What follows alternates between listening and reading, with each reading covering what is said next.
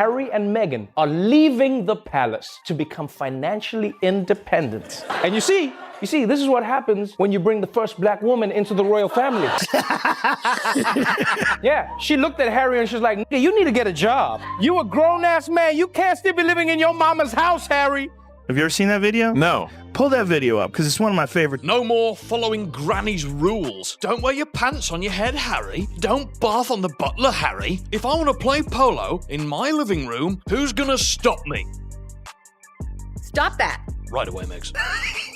The night Trevor Noah aimed straight at Meghan Markle, it didn't feel like just another late-night routine. It felt like a trial in front of the whole world. The crowd's laughter wasn't soft or friendly, it was sharp, uneasy, almost guilty. The kind of laugh people let out when they realize the truth is finally being dragged into the spotlight. Noah didn't step out with light jokes about the royals' Netflix drama. He came out swinging, delivering a cross-examination with timing as razor-sharp as a blade, backed by a global perspective no British or American comic could even touch. Damn, Harry and Meghan are losing their titles? That's the most embarrassing royal loss since William's hairline.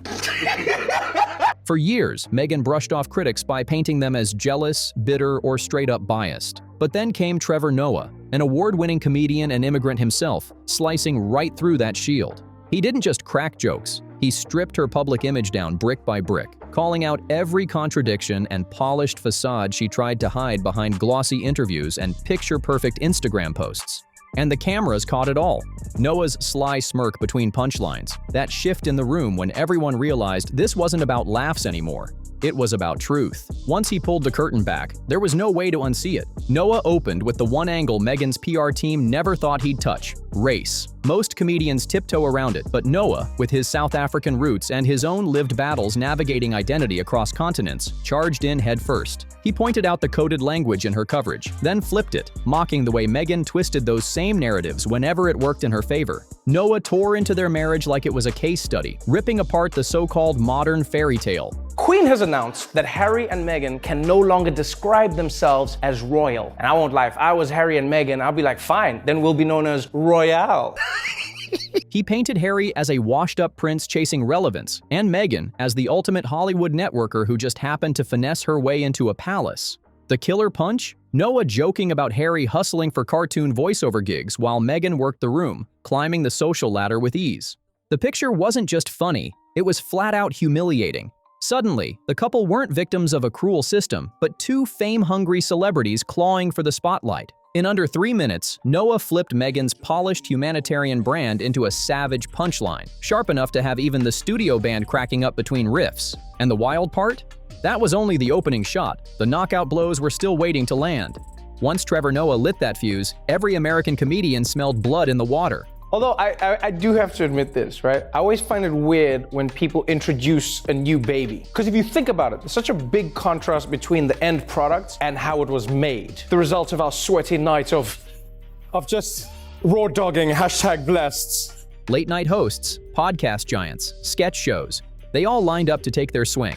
And this time, no one held back with gentle royal pokes. Conan O'Brien went full absurd, riffing on the news that Harry and Meghan's wax figures got pulled from Madame Tussauds, spinning it into a wild bit about where they'd end up next. The punchline dumped them somewhere way less glamorous than any palace. Saturday Night Live kept the fire going, turning Harry and Meghan into a running gag. Mikey Day's goofy Prince Harry stumbled through talk shows while other cast members dragged suits like it was some outdated relic Meghan forced the world to sit through. And then there was Joe Rogan. He didn't even need a scripted set. He turned his real-life clash with Harry into a segment, admitting his first reaction to Harry's criticism was pure anger, before flipping it into a roast that had his audience in stitches anyway. By the end of that week, Meghan's name had dropped from headline status to full-on punchline across the biggest comedy stages in America. Now the big question is, if Harry and Meghan come to America, where are they gonna live? Everyone wants to know. I think they'll move to LA because Meghan is an actor and then she's gonna wanna work again. And then Harry can just join the cast of Real Housewives of Beverly Hills. Yeah, just be like fighting on TV. I know what you said about me, Denise. Say it to my face. And here's the brutal part. These weren't throwaway jokes. They became recurring bits, woven into sketches, monologues, and viral clips. Meghan hadn't just been roasted, she'd been locked into comedy's Hall of Clowns, a permanent character in the lineup. America loves a repeat roast, but while US comics leaned on playful jabs and celebrity-style shade, the British comedians came swinging with sharpened blades. These weren't soft digs, they were homegrown takedowns from people raised under the monarchy's shadow, and they cut deep. Andrew Schultz didn't even bother faking concern. He threw out lines so cold they froze the room before the crowd exploded with laughter. Nikki Glaser came in from another angle, painting a painfully vivid picture of Meghan stuck in a parallel life, still grinding for background roles in Hollywood instead of flexing royal titles. Then came Simon Brodkin, a master at clowning public figures right to their faces. What's funny is that no matter what job Prince Harry gets, you realize he's still gonna be Prince Harry, right? Can you imagine being his boss when he screws up? Like, what do you call him in and say, Prince Harry, get in here, your majesty!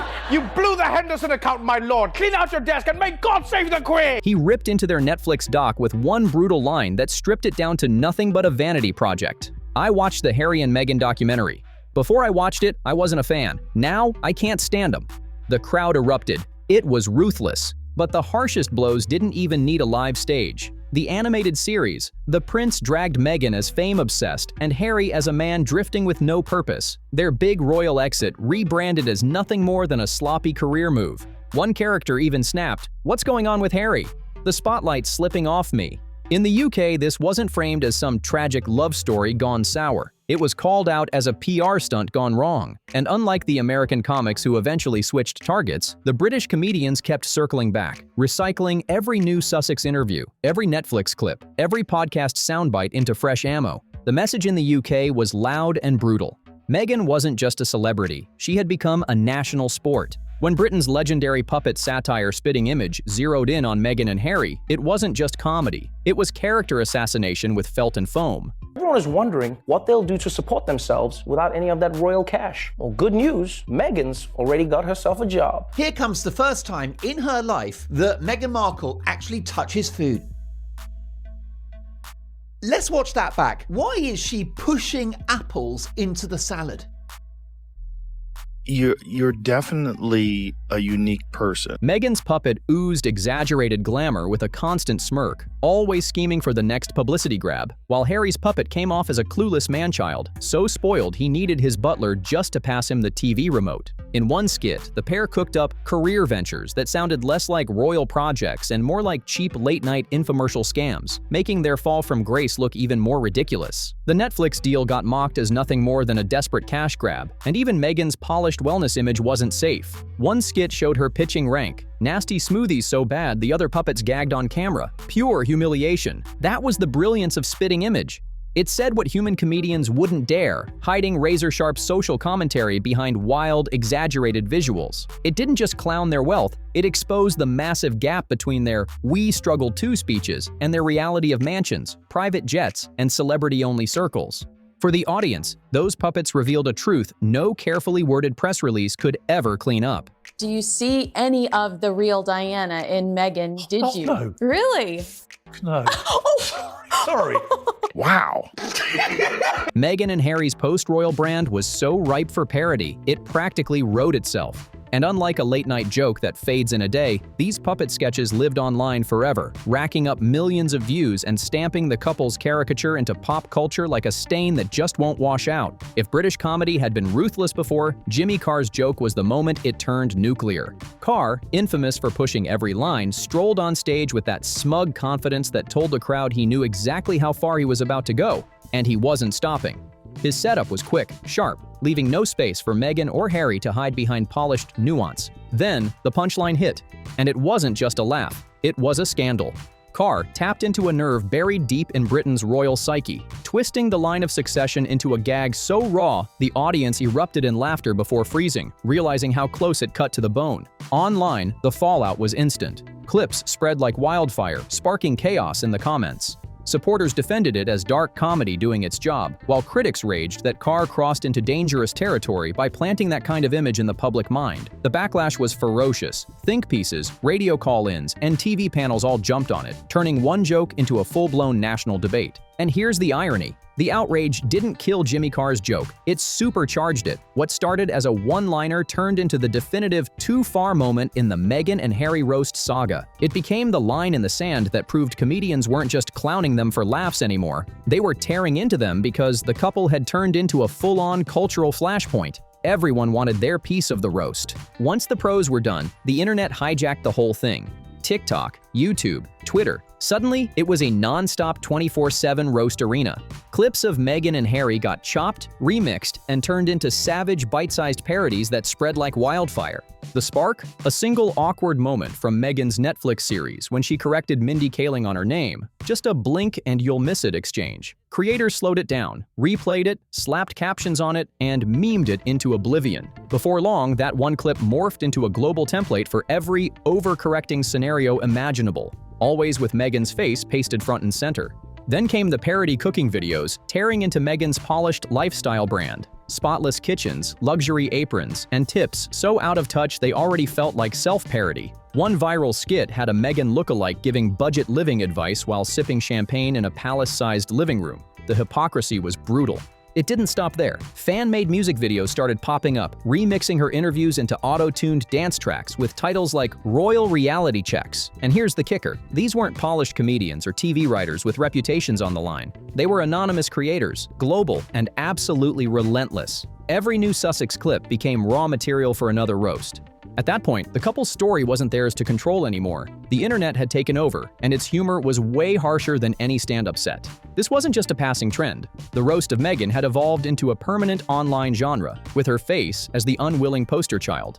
And beneath the endless memes and punchlines, a darker truth was forming, one no PR spin could ever erase. So what was the real joke?